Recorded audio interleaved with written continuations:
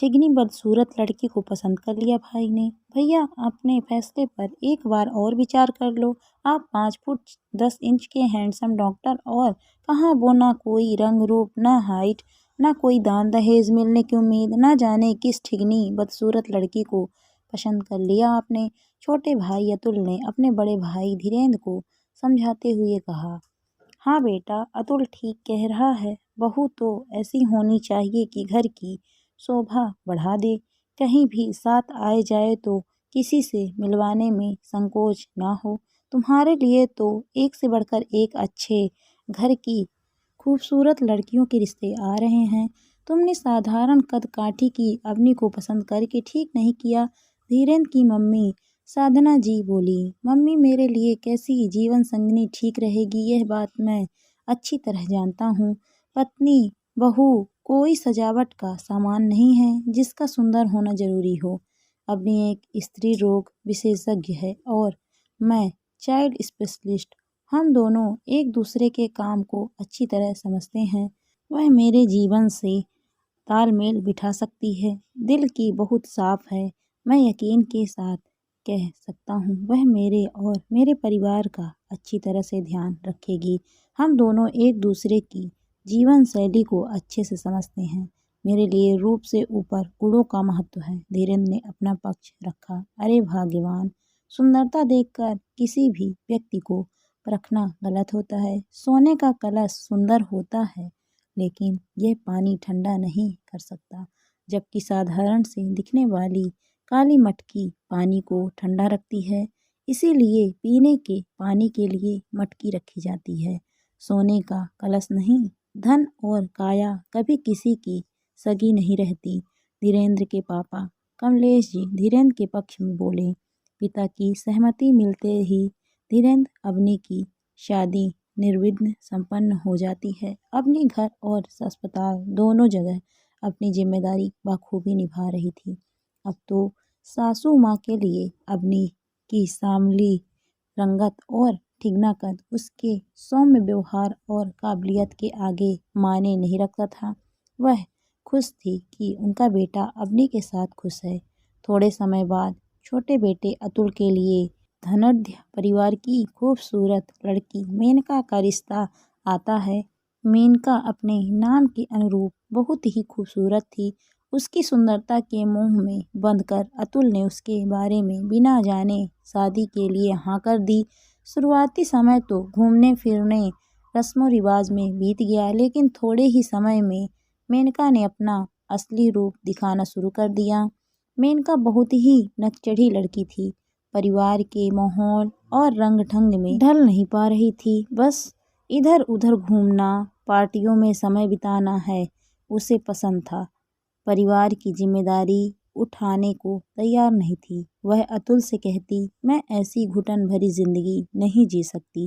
कहाँ जा रहे हो, क्यों जा रहे हो, कितने बजे आओगे, क्या काम है, इतने सारे प्रश्नों का जवाब देना मेरे बस की बात नहीं। अतुल तो मेनका के मोह में पागल था। उसकी सुंदरता के आगे उसके सोचने समझने की शक्ति पर ताला ही लग गया था। इसी बीच अवनी ने एक खुशखबरी सुनाई कि वह माँ बनने वाली है। सब बहुत खुश थे। मेनका जिम्मेदारियों से बचने और स्वतंत्र जीवन शैली अपनाने घर से अलग होने का फैसला करती है। वह भी ऐसे समय जब उसकी जेठानी अवनी मातृत्व की दहलीज पर खड़ी थी। रोज रोज के क्लेश से बचने के लिए अतुल ने भी अलग होने में ही भलाई समझी। दोनों ने ही उसी शहर में एक फ्लैट ले लिया। यहाँ अवनी गर्भावस्था में भी घर परिवार अस्पताल की सारी जिम्मेदारी बखूबी निभाती। वहीं मेनका को तो 2 लोगों की गृहस्थी संभालना भी बोझ लग रहा था। बाहर खाना खाने जाना या बाहर से खाना ऑर्डर करना, यह लगभग रोज की ही बात थी। घर के हर काम के लिए नौकर रख लिए थे। बजट का ध्यान न रखते हुए बेहिसाब खरीदारी करती। अब धीरे धीरे अतुल पर से मेनका की सुंदरता का भूत उतरता चला था। आज तुमने फिर से 15,000 की शॉपिंग कर ली। पिछले महीने ही तो 20,000 शॉपिंग पर खर्च किए थे। अतुल मेनका पर चिल्लाया। अब अपनी खूबसूरती को मेंटेन करने के लिए इतना तो खर्च करना पड़ेगा, मेनका कहती है। अब अतुल समझ चुका था सुंदरता के मोह में बंध उसके परिवार के अनुसार न ढलने वाली लड़की लाकर वह गलती कर चुका है।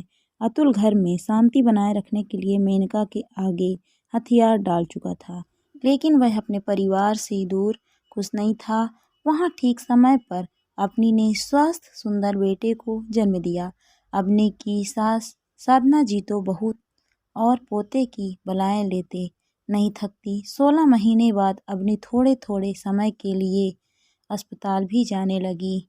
कुछ समय बाद मेनका भी अपनी माँ बनने की खबर सुनाती है।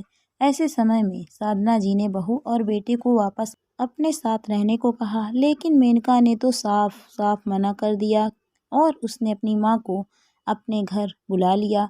घर की डॉक्टर अवनी के होते हुए भी किसी और डॉक्टर से ट्रीटमेंट लेने लगी। सारा दिन आराम करती और जंक फूड खाती रहती, जिससे प्रेगनेंसी में जटिलता आने लगी। समय से पहले ही बच्चे को जन्म देने की स्थिति बन गई। मेनका को अस्पताल ले जाया गया।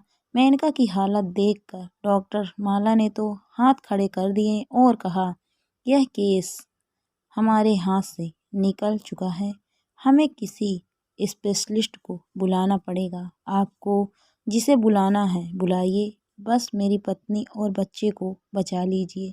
अतुल हाथ जोड़ते हुए बोला। डॉक्टर माला ने एक फ़ोन मिलाया।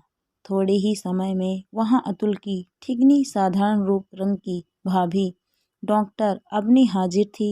यह है हमारी स्पेशलिस्ट डॉक्टर अवनी, अब यही आपकी पत्नी का केस देखेंगी। डॉक्टर माला अतुल से बोली। अतुल की आंखों में पश्चाताप के आंसू थे।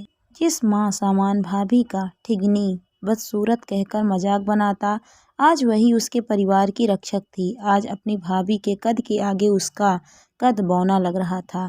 थोड़े ही समय में बच्चे की किलकारी की आवाज़ सुनाई पड़ती है। बधाई हो, बधाई देवर जी, आप बेटी के पापा बन गए। घर में लक्ष्मी आई है, अवनी चाहते हुए बोली। तब तक घर के बाकी सदस्य भी आ चुके थे। धीरेन्द्र को अपनी पत्नी अवनी पर बहुत गर्व महसूस होता है। एक तरफ जहां धीरेन्द्र की खुशहाल गृहस्थी थी, वहीं दूसरी तरफ अतुल की गृहस्थी बस एक समझौता बनकर रह गई थी। दोस्तों, काया और माया का गुमान ना बने, क्योंकि खूबसूरत चेहरे के पीछे दिल भी खूबसूरत हो, ये ज़रूरी तो नहीं। रूप से बढ़कर गुणों को तवज्जो दें। कहानी आपको कैसी लगी कमेंट करके ज़रूर बताइए। वीडियो को लाइक शेयर करें। Thank you for watching my video.